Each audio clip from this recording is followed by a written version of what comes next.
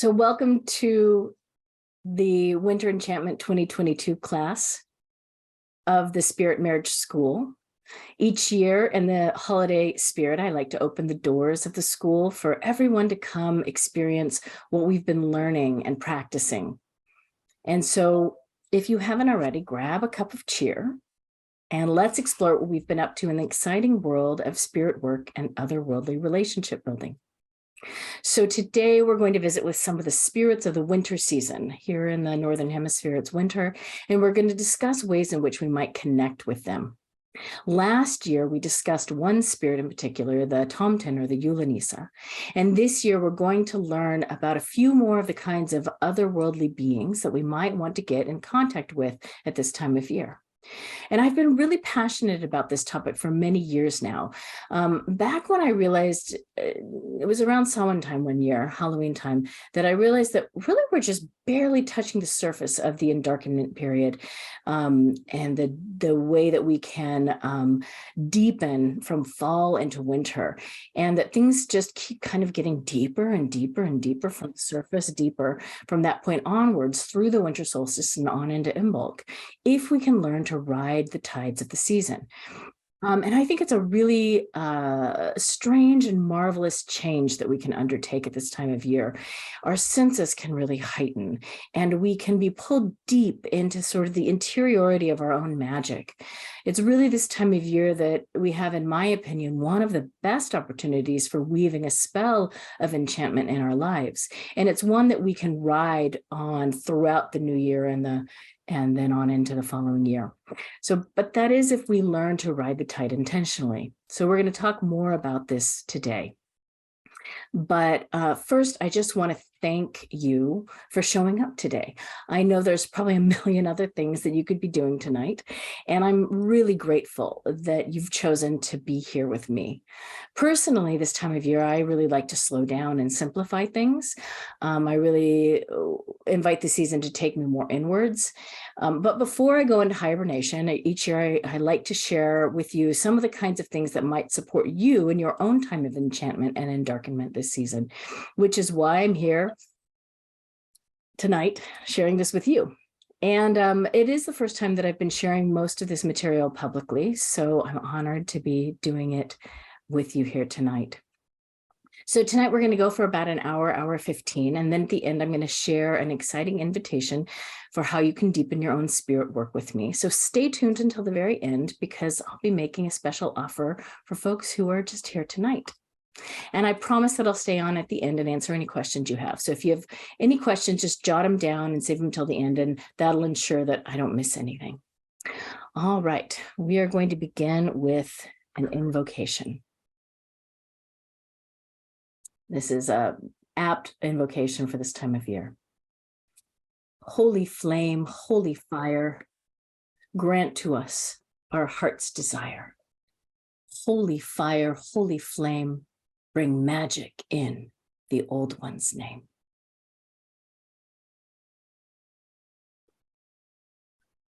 So we're going to do just a really brief centering attunement, and then we'll dive right in.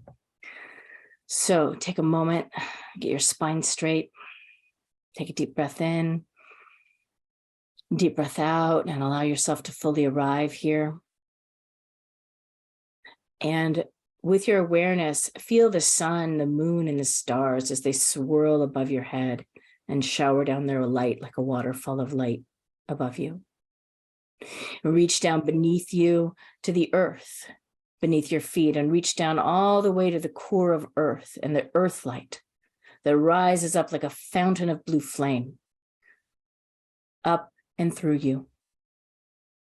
Send your awareness to your left and to the wisdom keepers that flow into you from the left. Send your awareness to the right and to the wisdom keepers that flow into you from your right. Send your awareness behind you, the many lifetimes that you've lived that have brought you to this moment here, and draw that energy into you from behind. Send your energy and awareness in front of you, and the many lifetimes you'll live going forward, and draw that energy into you from the front. And now all of those directions, above, below, left, right, behind, before, come together in the very core of who you are here and now to bring you into presence. All right. Welcome, everyone. As you're continuing to join, I'm going to share my screen now and we're going to dive in.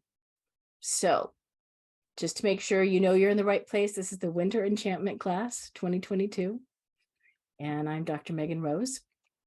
And we're going to begin with just a brief little recap of what we did last year.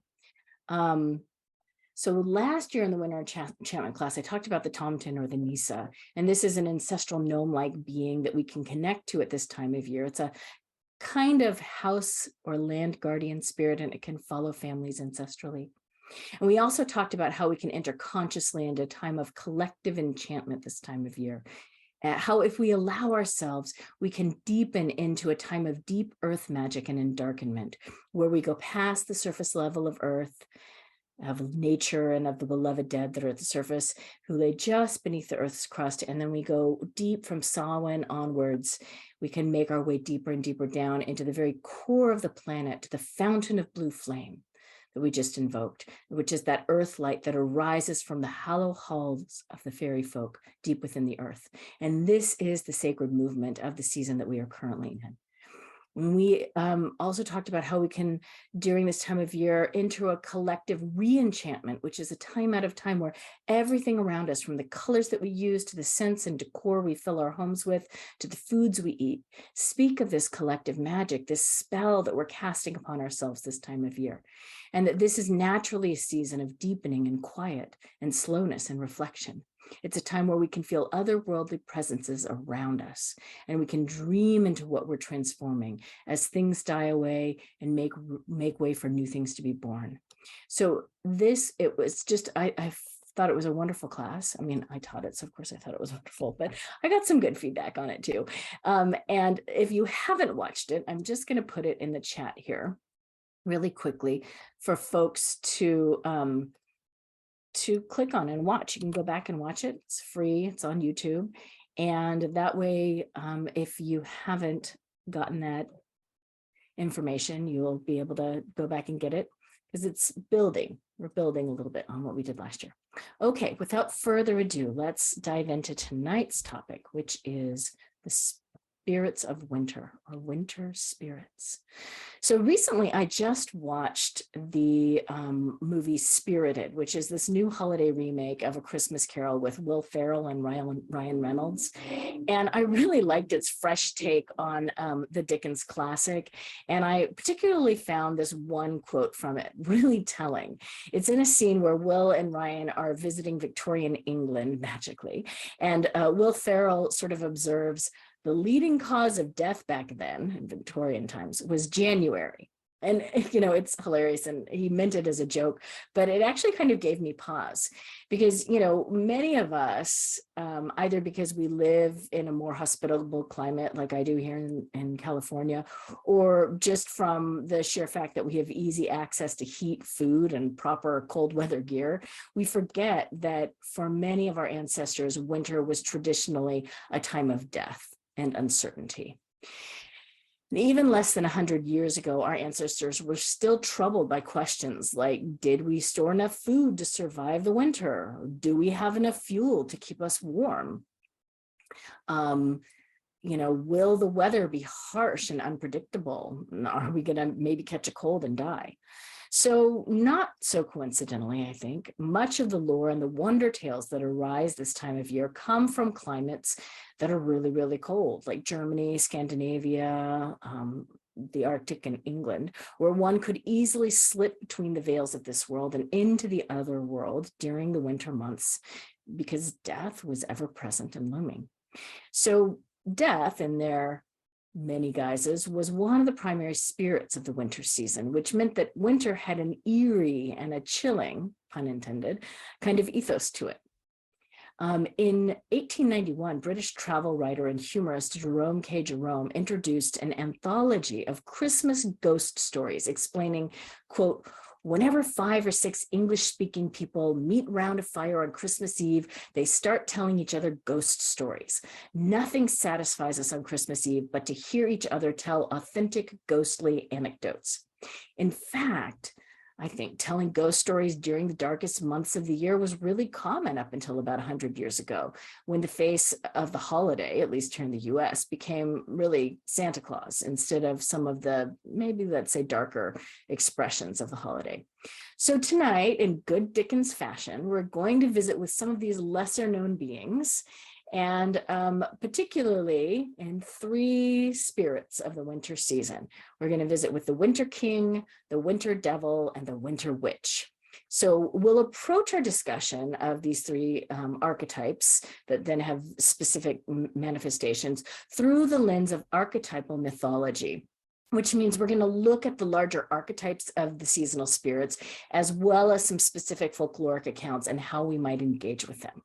So we'll begin with one of probably the best known and most beloved of holiday spirits, and that is the jolly old elf himself, the Winter King, aka Saint Nicholas, aka Santa Claus.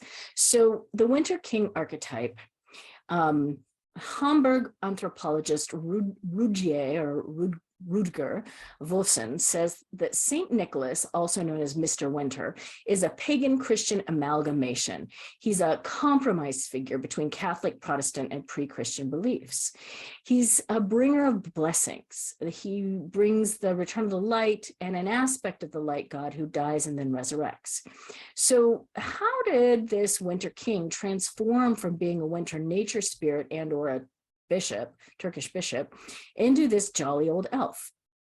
Well, in 1823, the poem A Visit from St. Nicholas, which begins with that famous line, "'Twas a night before Christmas," was published by Clement Clark Moore. And this poem went a long way in shifting the holiday imagery and perception of this season away from its more somber elements and towards a more lighter side of the holidays.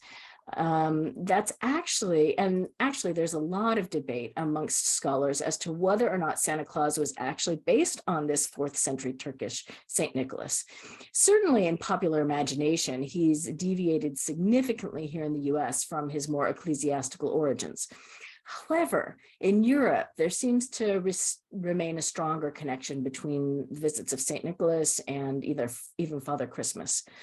But the image of contemporary American Santa Claus comes primarily from this aforementioned Nightmare Before Christmas, one of my favorite movies. No, Night Before Christmas poem, which was further developed upon by the 19th century cartoonist Thomas Nast, who kind of came up with the image of Santa Claus and his furry suit and jolly elf kind of visage.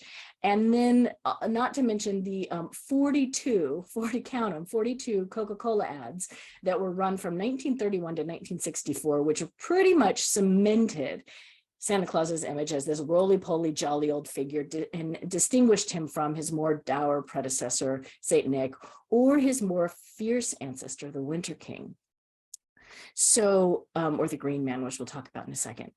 Researcher Phyllis Siefker spent 20 years researching Santa Claus lore, and she has this to say in her book, Santa Claus, Last of the Wild Men, which I think is just a great read. She says this: "Our Santa is one of the last descendants of a long line of dark, sooty, hair-covered men, the remnant of a pre-Christian god of awesome power. Our pipe-smoking jolly old elf is only one offshoot of this old god. Throughout the millennia, this figure evolved in many ways and in many lands, adapting to new roles as society changed, until today there are remnants of the wild man from Russia to Britain to Japan to Greece, in ballet and movies, in Christian churches, and in shopping malls. No other being has had such a far-reaching influence on our modern culture. He has shaped our core mythologies in the guise of common legendary characters in mythology, plays, and literature. Santa, Adonis, Harlequin, Robin Hood, Robin Goodfellow, Peter Pan, Satan, the Pied Piper, and the court fool Merlin." These commonplace figures have a single root and one powerful being, a priest to some, a god to others, and the personification of evil to still others. Originally a beast god who reminded people of the cyclical nature of the world, of death and rebirth, this wild man was part of fertility performances throughout Europe. He was a godhead so strong, so universally worshipped by pagans, that Christianity found him the major impediment to its goal of European salvation. So this pre-Christian being, some say, might have actually been rooted in a more Siberian shamanistic character. If we were to travel back in time to the Arctic Circle, amongst some of the indigenous people there, we might find shamans that bear striking similarities to Santa. In some of the cultures from this region, like the Sami people, the Lapps in modern-day Finland, and the Koyak tribe of the Central Russian steppes, their shamans dressed in red and white, and they would bring special gifts for the winter solstice. And some say that the inspiration for Santa's costume, the red and white, was actually drawn from the gifts that they would deliver. This is a little controversial, but it bears exploring. And those gifts were the Amanita muscaria mushroom, these little red and white toadstool mushrooms. And these mushrooms, they are reportedly have been in use by those cultures as far back as 5000 BCE. In fact, many of the major elements of the modern Christmas celebration, such as Santa Claus, Christmas trees, magical reindeer, and the giving of gifts, are all originally based upon these traditions surrounding the harvest and consumption of these most sacred mushrooms. And in the resources section, the references section at the end, I've put a couple of really interesting articles about the psychedelic secrets of Santa Claus, and was he a mushroom eating shaman? Kind of fun. You can read those links at your leisure. So if we were to work with Santa and try and reclaim his more wild man roots, I think that one of the ways that we might do that is by honoring him and kind of reframing and reclaiming him for ourselves, right? It may seem at first blush childish to honor Santa Claus, but if we approach him through this lens of the wild man that we just discussed, and as an archetypal bringer, right, of light and hope, it isn't really a nonsense activity, right? It draws upon these ancient underpinnings of the benevolent spirits of the hearth and the home, and it really encourages us to partake in cheer and goodwill. And I think it's an opportunity to reclaim and decouple this spirit from the way he's been kind of consumerized and forced to serve the capitalist agenda. So I recommend approaching and engaging with Santa as the spirit of this season as an elf or a fairy being, right? Inviting him to nourish our inner child, inviting him to help us see the wonderment of the world through their eyes. And as you decorate your homes this season, perhaps consider setting a place for this sooty, furry elfin figure who can bring joy and conviviality into your home. So here's some ideas for interacting with the spirit of the wild man Santa. Leave out offerings for him. I mean, obviously milk and cookies is one of the offerings that he's most known for. Think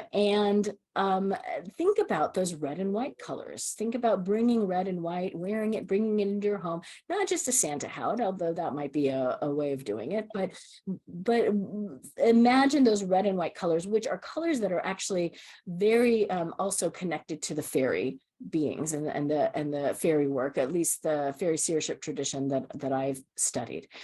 Maybe you want to do a mushroom medicine journey. Maybe it's not, maybe you don't necessarily want to do a psychedelic medicine journey. Maybe you do, maybe you don't. But to work with medicines, you know, to work with mushrooms, right?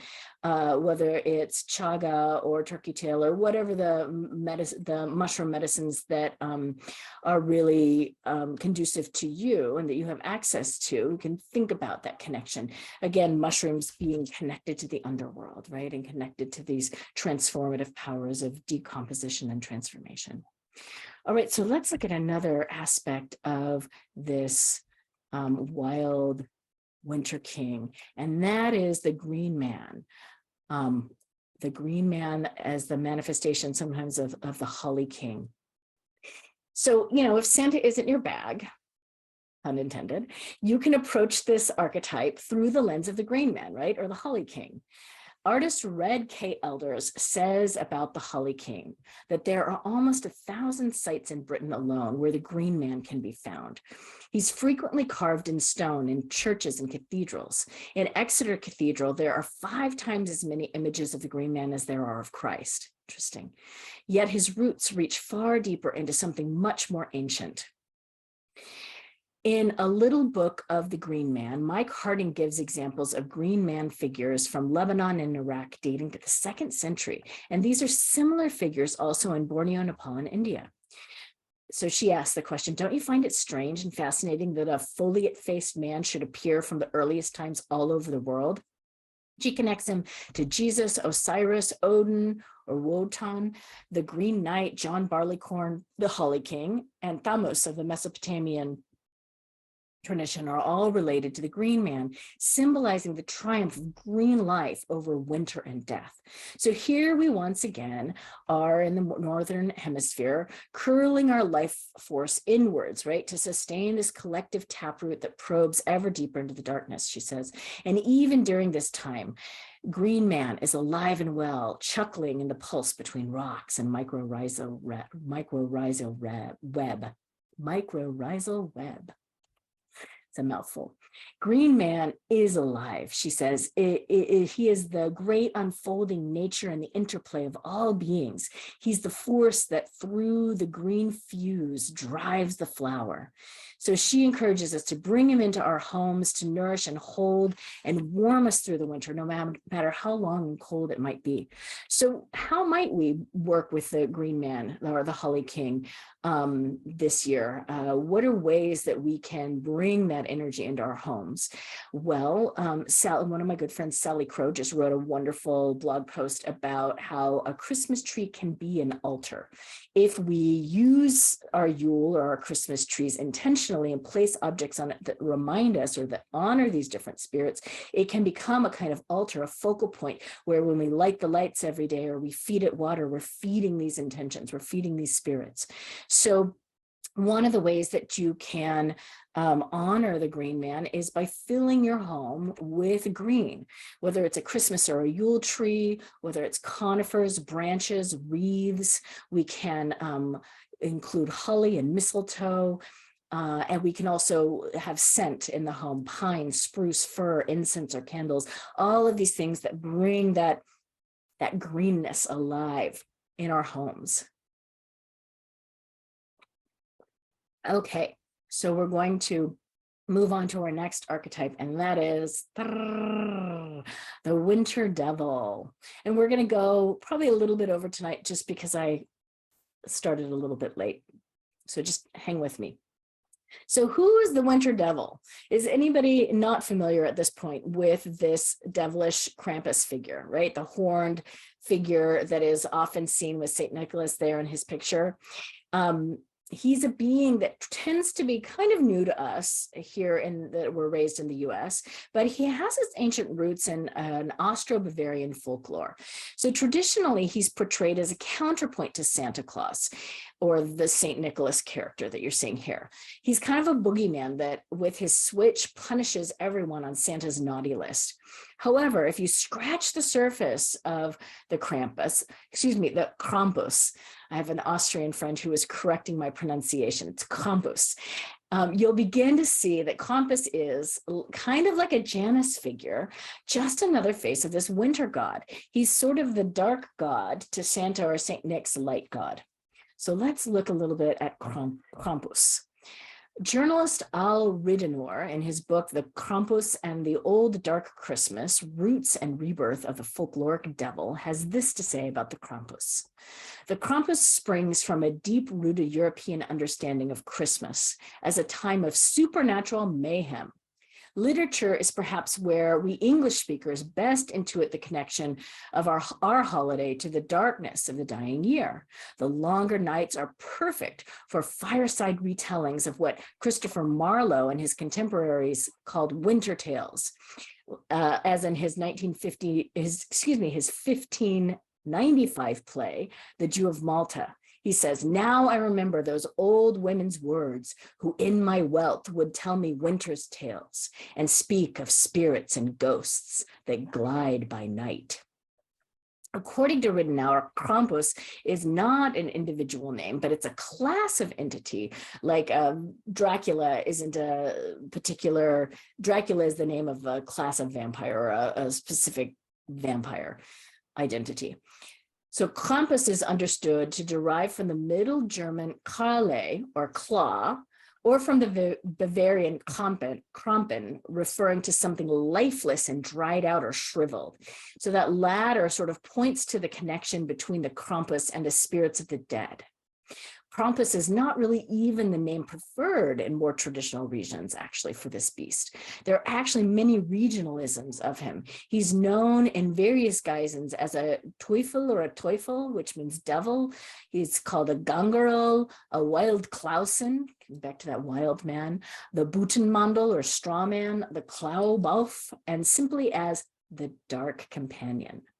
In Switzerland, he's known as Père Foutard, Father Whip, because he carries a whip, and in France as Hans Trapp.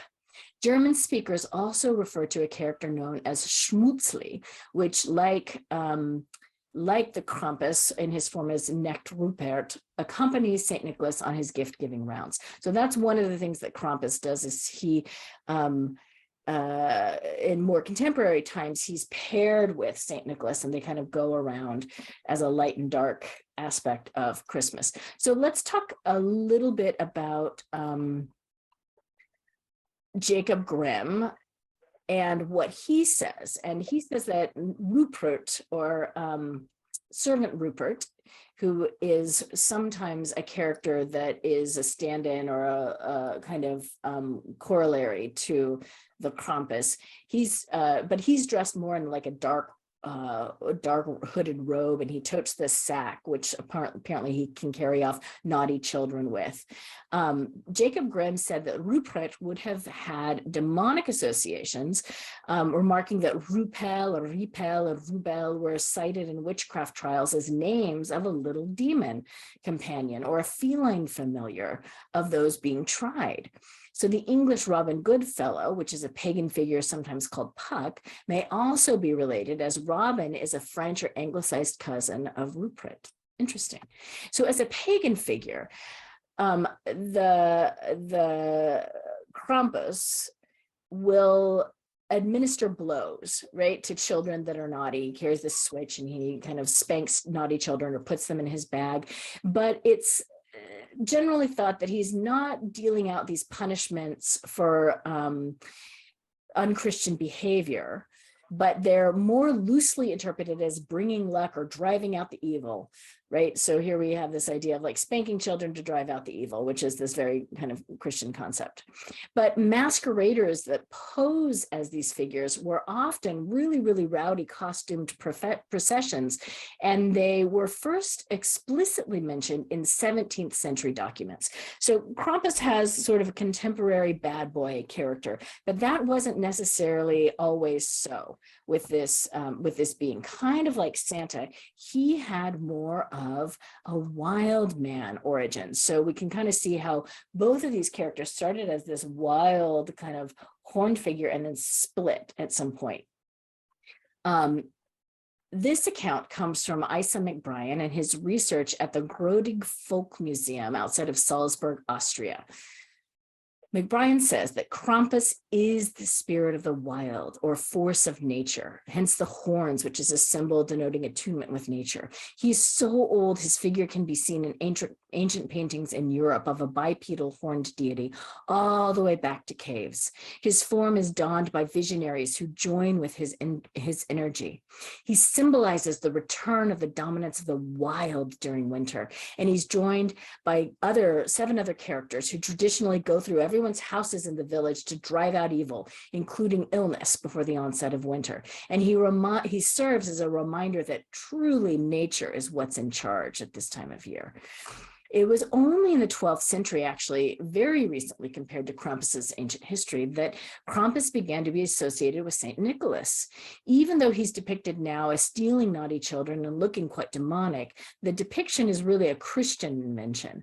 The original Krampus was but another face of the Winter King in his more animalistic and primal state.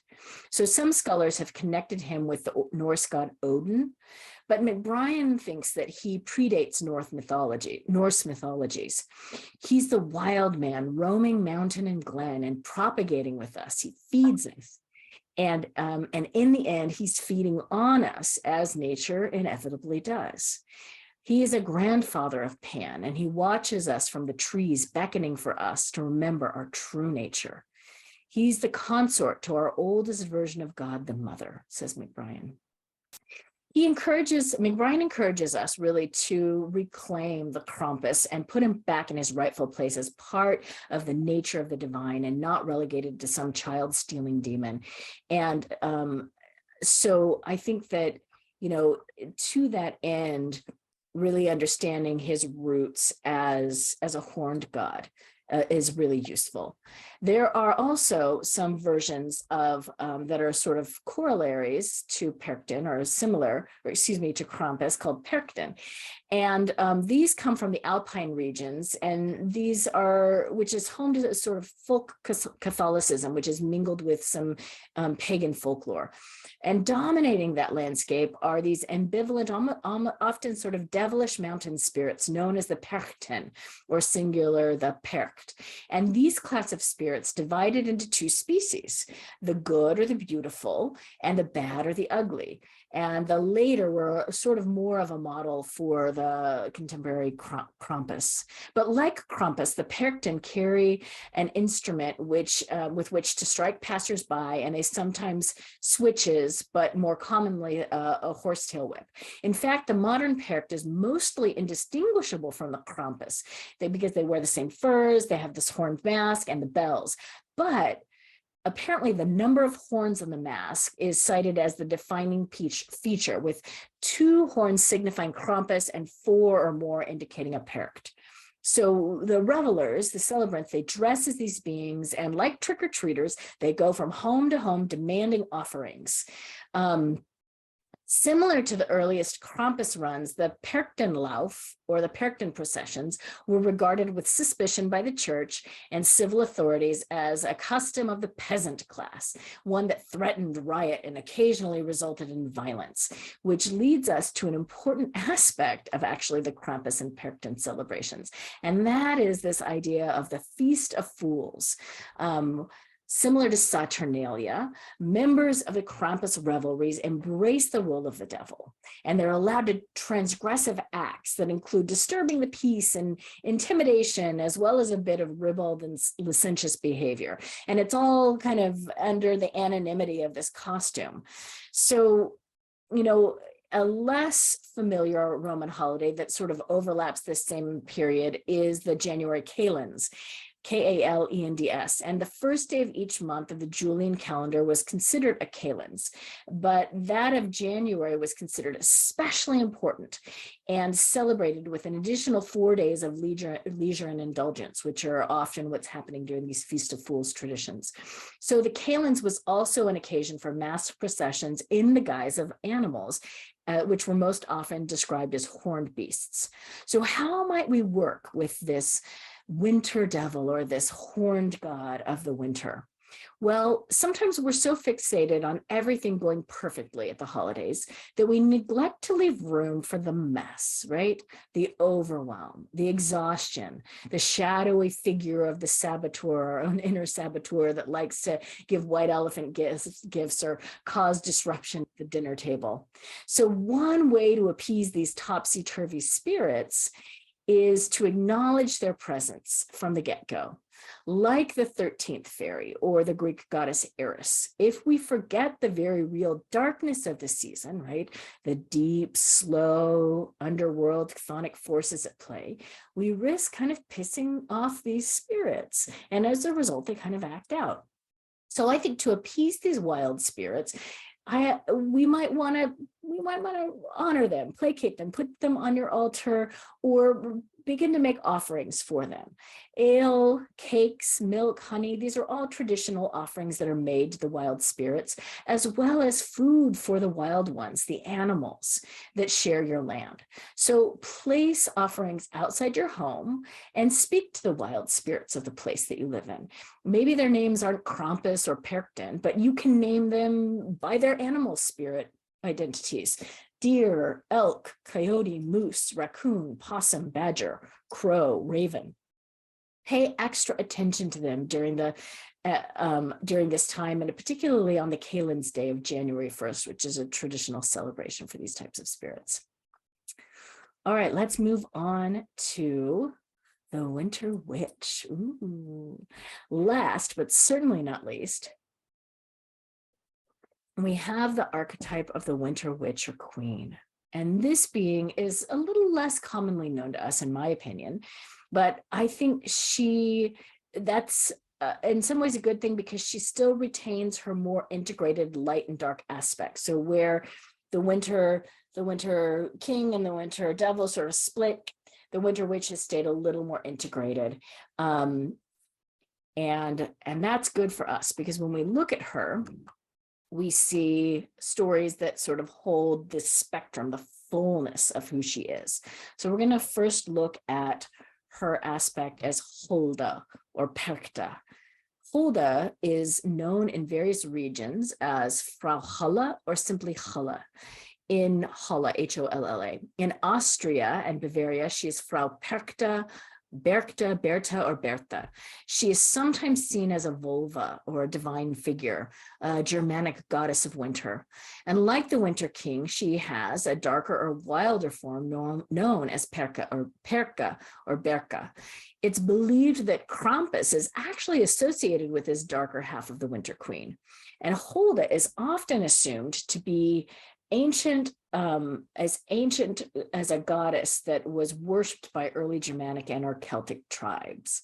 So she's old. She's been worshipped for quite a while under many different names and forms. In fact, in 1020, Burchard of Worms described a pagan practice connected to the Krampus, but with its roots in witchcraft. And he writes, quote, "Have you believed that there is any woman who can do that which some, deceived by the devil, affirm that they must do of necessity or by his command, to wit, with a host of devils transformed into likenesses of women? She who the ignorant called Holda must ride on certain beasts during special nights and be counted as members of a company of demons." So this is the Winter Witch in her guise as the Germanic goddess Holda with her horde of devils. She brings us to a fascinating web of historical connections, weaving together the medieval witchcraft appeasement rituals for the dead and the myth of the wild hunt which she leads, all of which were once associated with the haunted season of Christmas and winter.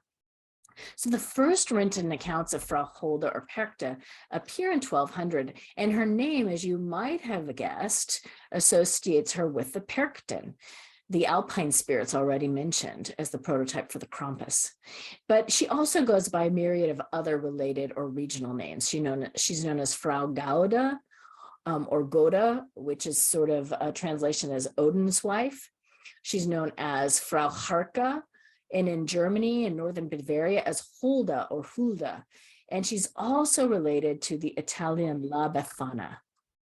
She's identified from the 11th century onward by concerned churchmen like Burchard of Worms as the leader of an infernal horde, the creatures, right? The creatura of the night. And Martin Luther seemed to know her as a grotesque figure, referencing in one of his sermons a weird Frau Hulda, characterized by a long snout, rags, and straw armor.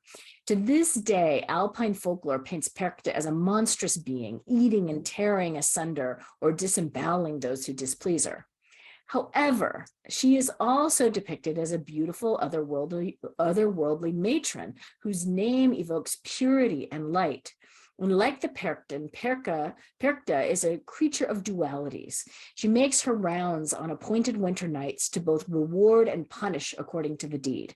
So the customs associated with her are largely those reimagined by the church in the traditions of the Krampus and the Nicholas, but she is, in the sense, really the egg from which all these other spirits hatches.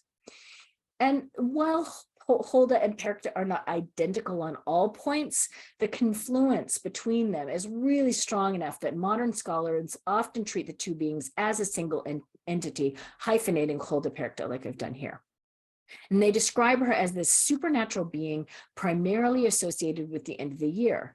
She is specifically involved with women, females, and children, with spinning, weaving, and domestic order. She's known for nocturnal travels with hosts of unquiet spirits that the church regarded as damned souls or demons, but also like wild animals, the wild hunt. And she can bestow blessings or invoke terror, with Perkta being more of her frightening aspect. So she's also regarded as a being from the fairy realm, a fairy queen, for she is a guardian spirit associated with particular places like a mountain or a spring, or with protected persons like children or women. She was an object of cult veneration and ritual practices that were ultimately persecuted by the church as witchcraft. But the company that she leads is most often understood as spirits of the departed, the dead, our beloved dead. And with time, unfortunately, and frequent attacks from the pulpit, Perkta's pagan community came to be commonly feared not as ghosts, but as demons, something presumably closer to the horned figures that we now know as devils. It's here, really, through Frau Hulda Perkta's hoard, that we find a connection between the Krampus and the souls of the dead. So, in her aspect as Frau Perkta, and this is a clue to how we might work with her, she can be kind of particular about food. So on the nights that she appeared, there were specific foods that were to be eaten by those that she visited, as well as foods to be left as offerings to her. And if you forgot, then you risked punishment. But if you left something out for her, you were ensured blessings for the coming year. So depending on the place you were in, her food varied, but it included things like fried dumpling dishes, herring or fish, eggs, and especially milk porridge, or a porridge drizzled with honey, or even milk that was heated with bread soaked in it. And so for the convenience of her and her retinue, because she's got this whole horde of beasties traveling with her, the offerings were left outside, usually under a tree or in the branches of a tree, or on the rooftop where these night-flying spirits might easily receive it. So we also, I think, can recognize in this Hulda Perkta dynamic that she has this Janus-like mask, right? Again, she greets onlookers with a benevolent face, and then she spins it to show this beastie face, twisted and snarling. And there are witches also that we associate with Perkta, with their sort of gnarled wooden masks and twig brooms. But she's also specifically associated with the 12 days between Christmas and Epiphany. So during those 12 days, during this period, she's said to travel about, sometimes riding a wagon or on a horseback. And while she's given charge over the spirits of the unbaptized, or those not ready to enter heaven, her entourage may at times also resemble a ghostly hunting party. And so that's why she often merges with this idea of the wild hunt. Like the classical goddess Diana, Hulda might appear as a huntress blowing a horn, or be followed by a train of dogs. She's connected to nature and the fertility of crops, animals, and humans. And her passage over a farmer's land was said to ensure a bountiful harvest. She's also associated with the life-giving waters of springs, ponds, and streams. She is sometimes, eerily, she merges cradle and grave, and she really makes it clear that her identity is a matron of both death and regeneration. So philologist and folklorist Claude Lecouteux, from his studies in the word of of the word in early and middle High German contexts, concludes similarly that the word hold or holda is related to the realm of the fairies, a world where both benevolent and malevolent beings can be found. So I think it's really important to understand these deeper roots extending into the fairy caverns of Holda's mountain or Perchta's realm of the dead, because they help us grasp that this sense of awe and wonder that once saw offerings of porridge placed on snowy alpine rooftops, and that maybe even lingers today a little bit with these offerings of milk and cookies that we leave out for Santa. So here's just a quick review of a couple of the other faces of this winter witch archetype. If, Frau Holda, Perchta doesn't resonate with you, here's a couple of other ways that you could work with her. You can work with her as a fairy queen. And I won't go too deep into the fairy people because I've talked about it elsewhere, but as I have been taught and had experiences, they're much more kind of like Galadriel here, these radiant, powerful beings, than they are like little sprites with fairies. You could also work with this winter witch archetype as the Chaliach, which is an Irish and Scottish old woman that is kind of the goddess of winter. And we also mentioned La Befana, the Italian winter witch, that you might want to work with as an aspect of this winter witch being, or any other winter goddesses to your tradition that you might want to engage with and honor this time of year. We also find her present in some fiction. So you could read stories about her. The Snow Queen by Hans Christian Andersen, or Old Mother Frost or Mother Hulda by the Brothers Grimm. Even the White Witch Jadis from C.S. Lewis's Chronicles of Narnia is an aspect of this Snow Queen and Winter Witch. And again, these are more of her fierce aspects in the Snow Queen and the White Witch.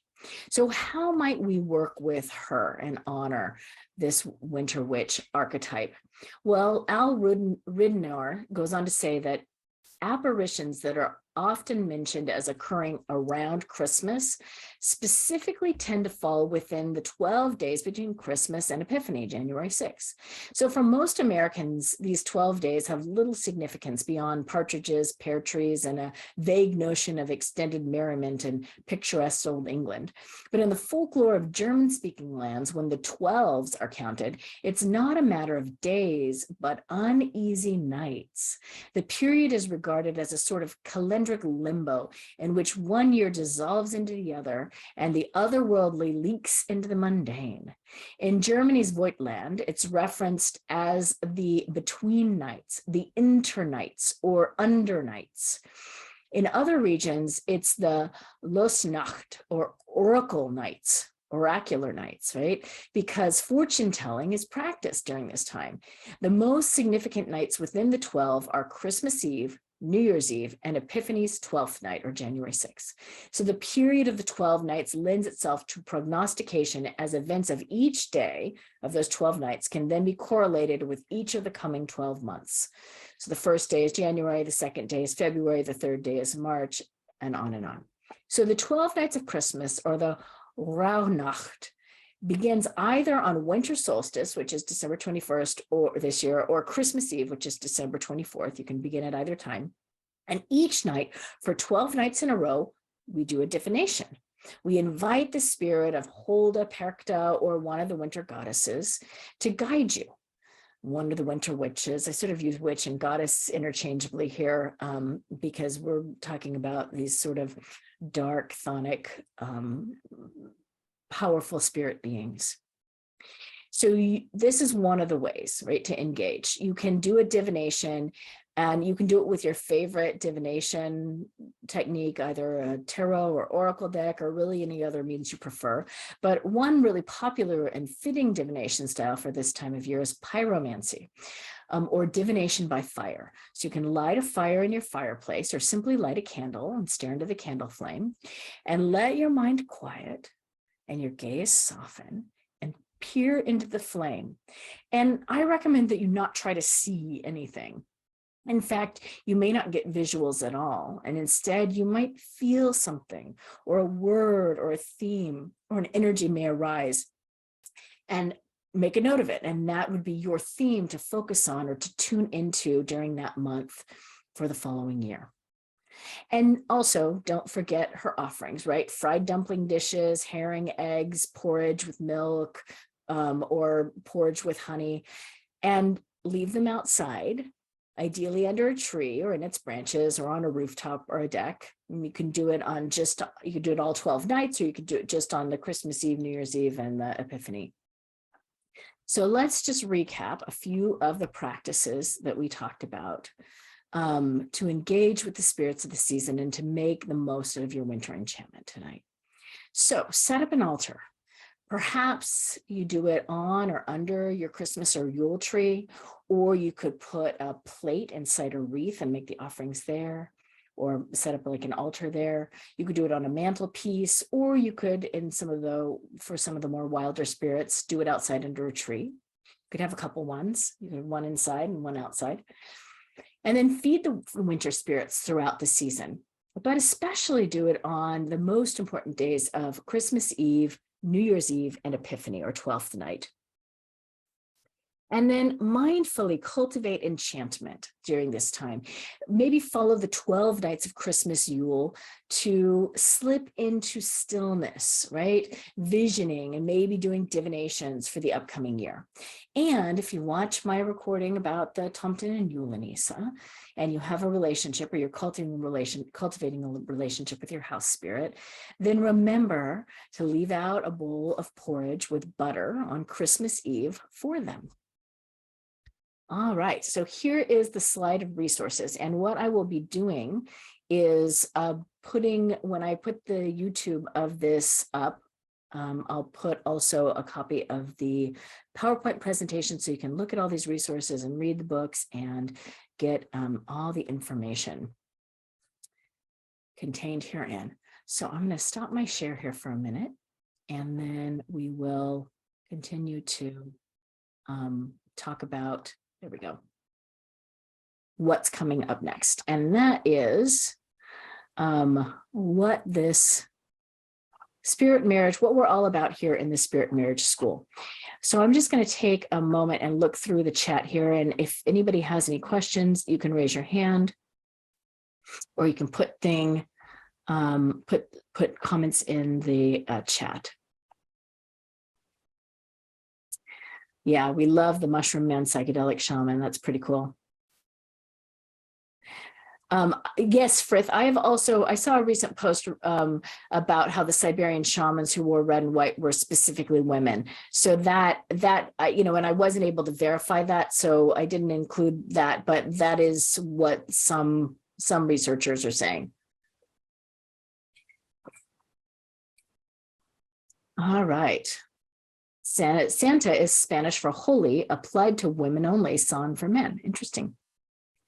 All right. And Janus is the deity after whom January is named. Yes, thank you, Jonathan.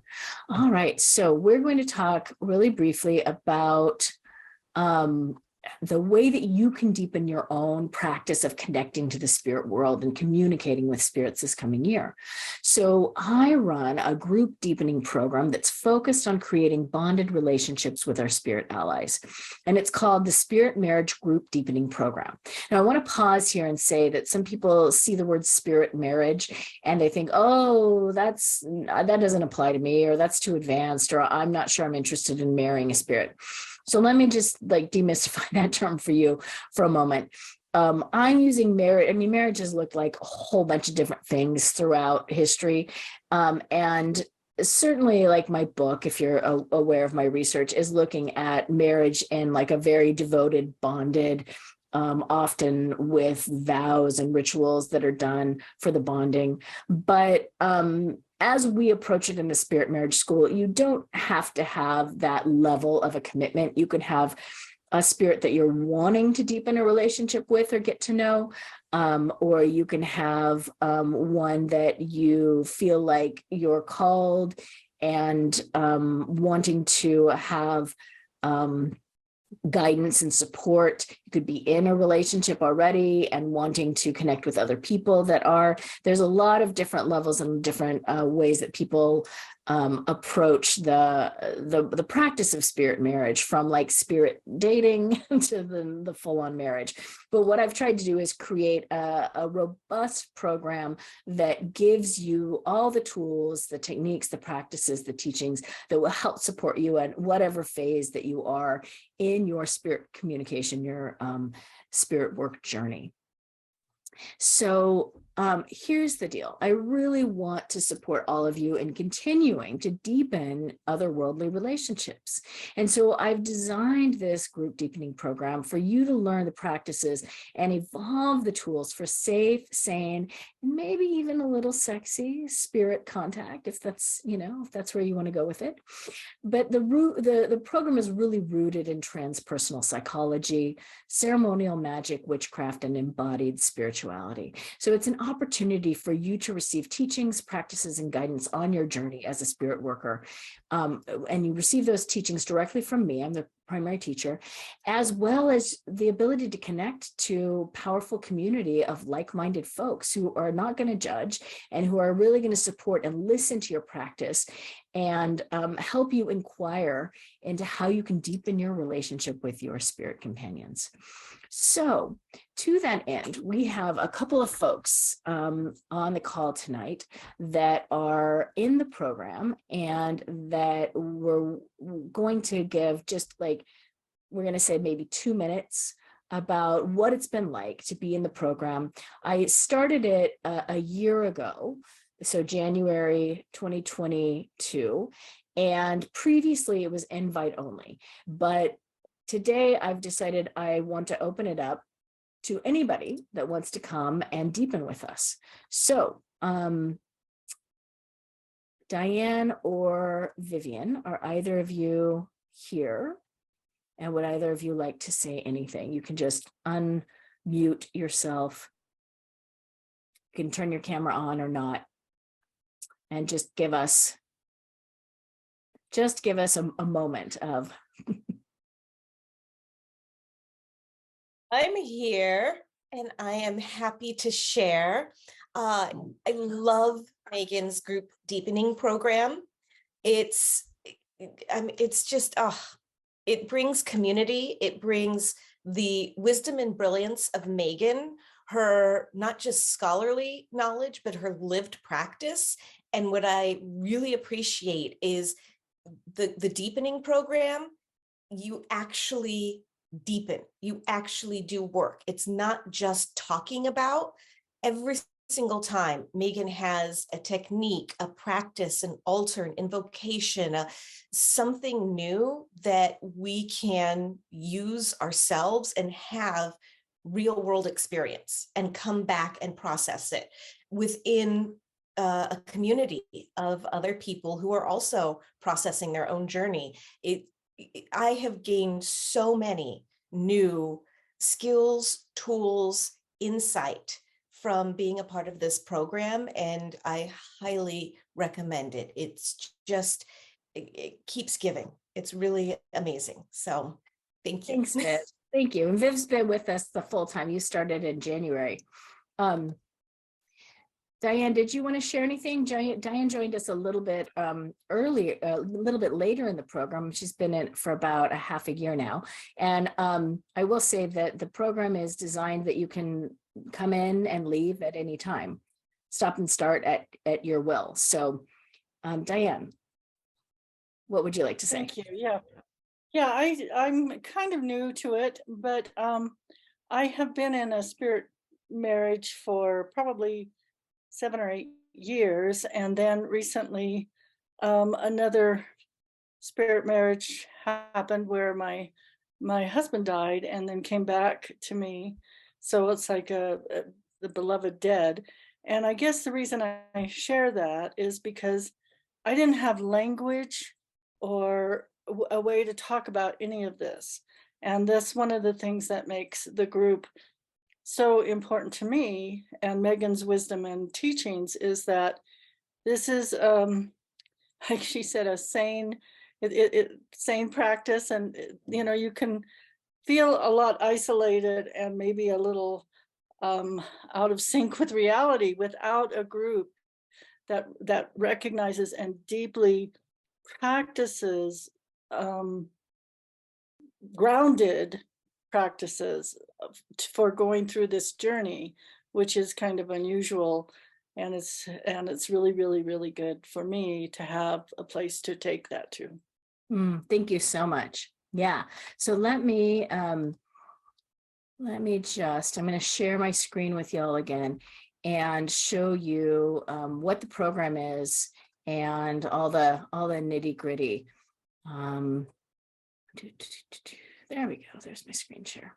So the group deepening program is, we meet twice a month, and it is for anybody that's, and I'll put this link in the chat here in a second, so you can also look at this later if you want. But what it consists of is a monthly live Zoom class, kind of like the one, or just like the one tonight, in that I do teachings, and sometimes I do more of a lecture kind of teaching that I did tonight, and sometimes we do hands-on practices or projects, building things, creating things. We did some sigil work a few months ago.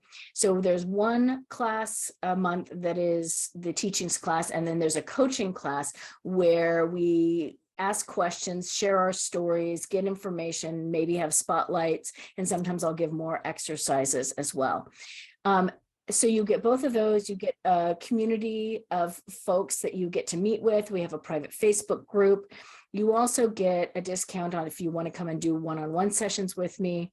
You get an ebook of my book on spirit marriage, discounts on future programs. And one of the things that I'm offering starting in January will be, you'll get a 50% discount on the Spirit Marriage 101 class, which is a self-study course that I offer.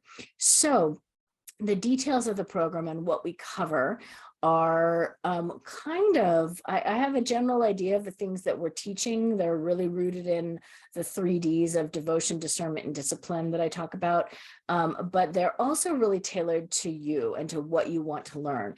And so we've talked about everything from components of and protocols for ritual and how to create sacred space. We've worked on liturgies, songs, poems, and prayers for our spirit companions. We talk about offerings and the kinds of offerings, embodiment practices, creating an anchor object. We've done magical kind of bodybuilding practices, divination practices, and we even did a little bit on erotic mysticism. So, and anything else really that the group wants to learn and that comes up. So the program is pretty robust. It meets the second Wednesday and the fourth Wednesday of each month, and it's 5 o'clock Pacific, 8 o'clock Eastern, and everything's recorded and available on Teachable. So if you have to miss a recording, you can watch it later. And then the cost. So one of the things that I've done is I really want people to be able to afford this. So I have 3 different levels that you can enroll at. Everything is paid on a month-to-month basis. There's no minimum time commitment. So you can sign up for a few months and then you can leave and come back. It's totally open to how you would like to work with the program. And it's basically, sliding scale. There's 3 different levels. There's a student level, which is the primary level, which is 90 a month. There's a scholarship level for people who need some support. And if you need a scholarship, just ask. I don't screen for whether I'm not going to ask for your tax returns. You can, if you want a scholarship, you can have one. And then there's a sponsorship level. And the sponsorship is just to help support our scholarship levels. So if this sounds like something that you're interested in, one of the things that I'm offering tonight is, I'm going to stop my share, is a free month. So if you sign up for the group deepening program before December 31st, before the end of the year, you'll get a free month of enrollment. So like I said, last year I kept the group program invitation only because I just really wanted to fine tune the content with a small group of students. But, as of registration tonight, it's publicly open to anybody who'd like to join us. And our first class of next year is going to be January the 11th, which is a Wednesday. And we're going to be discussing candle magic and the candle flame invocation that we used tonight when we opened the class. So after we finish here in a moment, I'm going to be emailing everybody with the link to the recording and the group program registration page, but I'm going to put it right now in the chat. If people can't wait and just want to go and sign up right away, you can go to that link. All right. Well, we did pretty good. We ended almost exactly from where we started, minus a few snafus. So thank you so much, everyone who stayed to the end, for joining me tonight. I wish each of you a magical and an enchanting holiday season. I'm sending you so many blessings. I'm going to hang around here for a few minutes for people that want to chat and ask questions, but I am going to stop the recording now. So many blessings to all of you.